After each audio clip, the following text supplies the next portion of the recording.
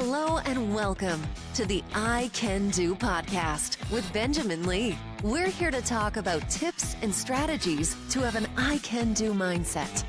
Life is what you put into it. Get the most you can. Here's your host, Benjamin Lee.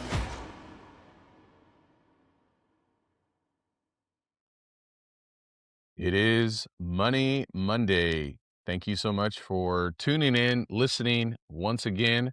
It is also Martin Luther King Jr. Day. I am certainly thankful for the work that Martin Luther King, Dr. King, did and the impact that it continues to have. I can remember even when I was at the University of Illinois, one of my scholarships was a Martin Luther King scholarship. And so it's always good for us to reflect, to take time to see how far we really have come, the sacrifices that so many people made along the way. Today, I want to talk about a couple of articles that I read that I believe will have a great impact upon all of us. Two articles, a little bit different. One is about Tim Duncan. Tim Duncan is or was a professional NBA player. I think many of us know who he is. Played for the San Antonio Spurs, won 5 NBA titles. A quiet man, but just very fundamental. I think that was his nickname, Mr. Fundamentals. And I just read an article called Tim Duncan on losing $20 million to financial advisor betrayal. I'm a man of my word and assumed other people would be. This is at finance.yahoo.com. When I read it, it's a short article and it really just provides for us some great reminders. It's a sad article because people that he trusted took a lot of his money. $20 million is a lot of money. I don't care how much money you have, if you're a millionaire or even a billionaire. And so it says that the Spurs legend sued Charles Banks for over $1 million, alleging faulty financial advice and vested personal interest in 2015. Duncan said, "Luckily, I had a long career and made good money. This is a big chunk, but it's not going to change my life in any way. It's not going to make any decisions for me." He said, "I'm not a speech guy. I'm not going to go out and preach to people. I'm not going to go on a circuit trying to warn people. I am a loyal guy. I'm a man of my word, and I assumed other people would be that way. That's just not the case in life," added the 5-time champion, who hoped the younger generation of athletes could learn from his experience. That's why I want to share this for all of us as well. I don't think I'm ever going to have $20 million or have that opportunity for someone to steal $20 million. But nonetheless, it is a great reminder for us that not everyone is trustworthy, even those who are working on our behalf, which is a great reminder that we need to have great financial literacy and be able to know exactly what is happening with our money. According to a 2017 ESPN report, this individual, Banks, was sentenced to 4 years in federal prison for defrauding Tim of millions of dollars. The tainted financial advisor who had pleaded guilty to wire fraud was ordered to pay $7.5 million in restitution. I really liked what Tim said when he had the opportunity to stand before the judge before there was sentencing. And I think it really shows just the impact of when someone does this, where they are stealing someone else's money. It says that Judge Byrie, Tim Duncan said to the judge, "You may not understand how difficult it is for me to be in the public light in this horrible way. As a poster child for a dumb athlete whose financial advisor took his money, I hate it and am embarrassed by it more than you can imagine. My biggest fear is that you will give him a sentence that will allow him to go out into the world and tell everyone, as he has continued to do since his guilty plea, that he did not do anything wrong, and he proves it by having very little to no jail time. I respectfully ask you, do not do that." This was not the only person that was a victim of this individual as well. Another basketball player, Minnesota Timberwolves legend, Kevin Garnett. So when I read this, this really caught my attention. I want to give you a few take home points, a couple of things for us to remind ourselves when it comes to our money. Number one, not everyone is truthful. Not everyone is truthful. We would hope that people would be individuals of their word, but that's sadly not the case. So we need to be aware of that. Number two, basic financial knowledge. Literacy is necessary for all of us, whether you have 20 million, 20,000, 200, or $20. Knowing how things work, whether it's taxes, Roth IRA, retirement, investments, basic knowledge of how our money works, where our money is going is important. Number three, fight for what is right. I appreciate that Tim Duncan went to that judge and sued that individual and got that person locked up because he was hurting and would continue to hurt so many other individuals.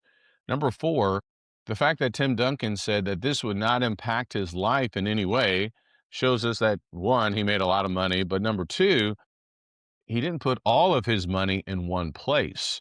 That's what I'm thinking.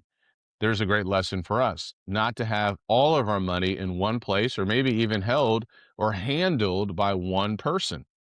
Number five, always have a cash reserve. Cash still is king. In the psychology of money that I've talked about the last couple of episodes, he talks about cash. And Dave Ramsey, cash is king. So there's always a benefit, even if we have a money market, other investments, we still want to have cash on hand. And then number six, know that things will not always go to plan. And that's what I talked about, I believe, in my last Money Monday episode with Morgan Housel and his book, The Psychology of Money. We all have a plan, but know that plans do not always go according to plan.